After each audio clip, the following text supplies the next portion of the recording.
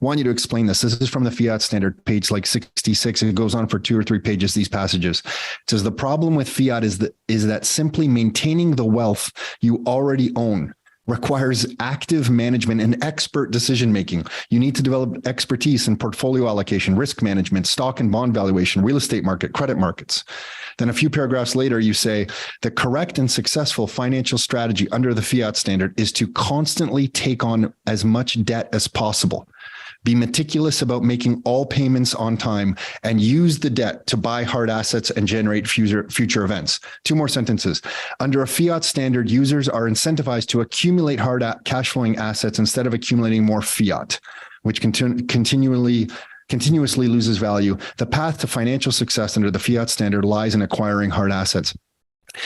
Can you just kind of walk someone listening through this who's not quite there yet? For someone who's still in the mindset that debt is bad in a fiat world, why are you talking that the path to success is actually taking on more debt? Because I think, so what I do in the Fiat standard is that I analyze the way that the Fiat system works in the same way that I did it with Bitcoin in the Bitcoin standard.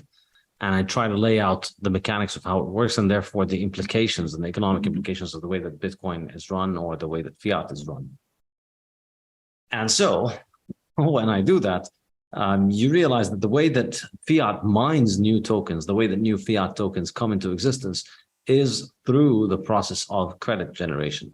So whereas in Bitcoin, you have the proof of work solution, in gold, you have to mine, you have to dig under earth to get gold nuggets out and then process them and turn them into solid gold. With Fiat, the way new Fiat money comes into existence is through lending.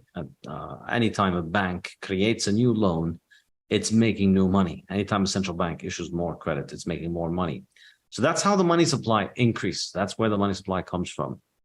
And so in that sense, you'll understand why everybody in the Fiat system needs to get into debt, because there's no difficulty adjustment. There's no limit on how much debt can be created. There's no hard limit. It's not like with Bitcoin, where we have a fixed number of Bitcoin tokens that need to be created. And so every time you create more debt, if you manage to create more debt, you are making more money. And so you're allowing the bank that is issuing you the loan to make more money, to literally create new supply of money.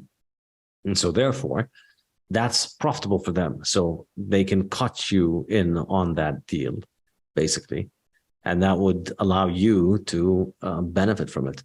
So it's really the only way to beat inflation, because in this situation, everybody's taking out debt. So if you hold on to fiat money, if you put money in a savings account, you are being the sucker in the game. You are the one who's losing purchasing power because the fiat creation is devaluing the money that you have.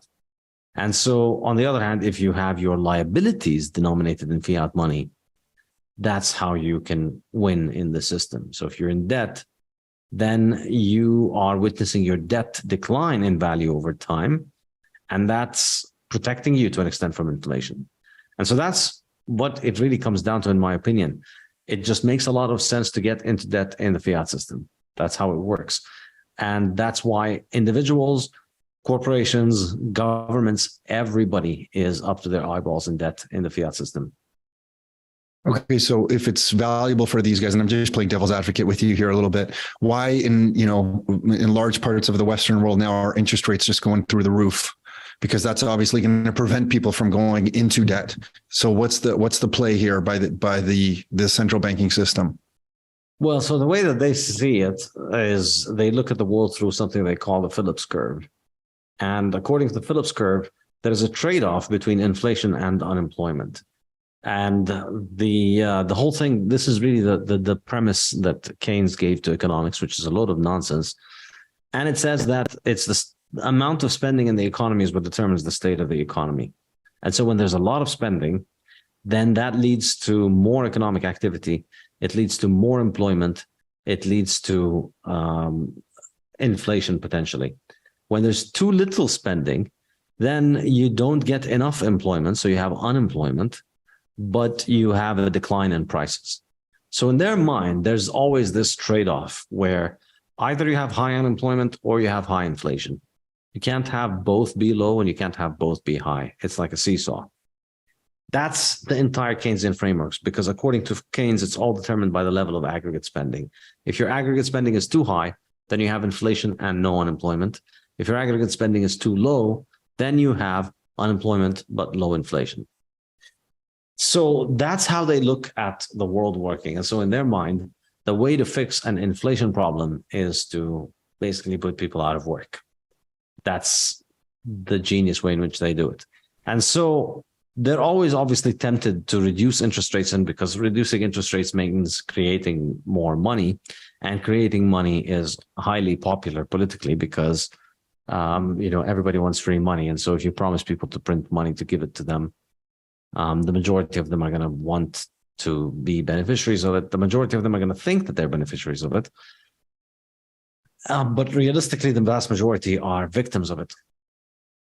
So it has still always got large contingencies. There are always people that want to print money. And so they lower the interest rates in order to accommodate the desire for people to borrow more, to have access to more credit and more money. But then when inflation hits, they also don't want inflation to be very bad, because the politics of inflation are also not very popular. So then how do you fix the inflation?